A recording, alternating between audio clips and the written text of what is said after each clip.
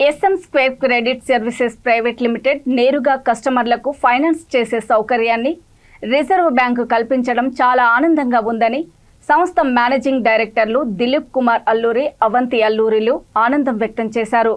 NBFC licence reserve bank తమ సంస్థకు అందించడంతో SM Square తెలంగాణ, ఆంధ్రప్రదేశ్, కర్ణాటకలో తమ ఆర్థిక సేవల పరిధిని విస్తరించనున్నట్లు ఆయన తెలిపారు.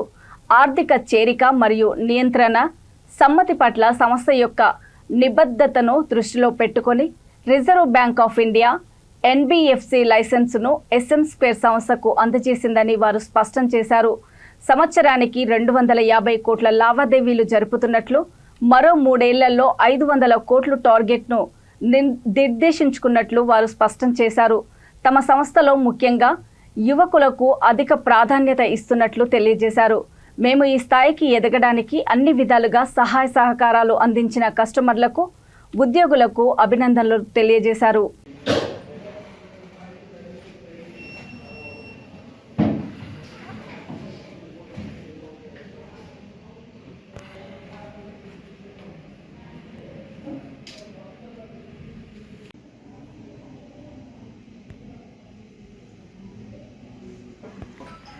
నాలుగు నెలల క్రితం అప్లై చేసాము. అప్లై చేస్తే అల్లూరి, నేను CA బై ప్రొఫెషన్. మా కంపెనీ పేరు SM Square credit services private limited.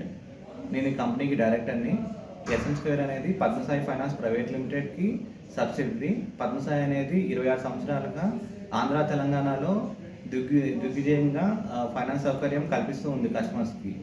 మనకు రీసెంట్గా RBI నుంచి NBFC లైసెన్స్ వచ్చింది. దీని ద్వారా మేమే డైరెక్ట్గా కస్టమర్స్కి ఫైనాన్స్ చేసే అవకాశం కలిగింది. ఈ సందర్భంగా మేము ఎదగడానికి కారణం గల కస్టమర్కి, మా ఎంప్లాయీస్కి, ఇన్వెస్టర్స్కి అందరికీ కృతజ్ఞతలు తెలుపుకుంటున్నాను. Thank you. స్థాపించబడింది. నేను సెకండ్ జనరేషన్ ఎంటర్‌ప్రెన్యూర్. ప్రస్తుతం మార్కెట్లో ఉన్న పెద్ద NBFCస్తో టైఅప్ అయింది. బజాజ్, శ్రీరామ్, హిందూజా, హీరో లాంటి పెద్ద సంస్థలతో కలెక్షన్ అగ్రిమెంట్ మరియు సోర్సింగ్ అగ్రిమెంట్తో బిజినెస్ చేస్తున్నాం. ప్రస్తుతానికి సంవత్సరానికి 250 కోట్ల టర్నోవర్ నడుస్తుంది.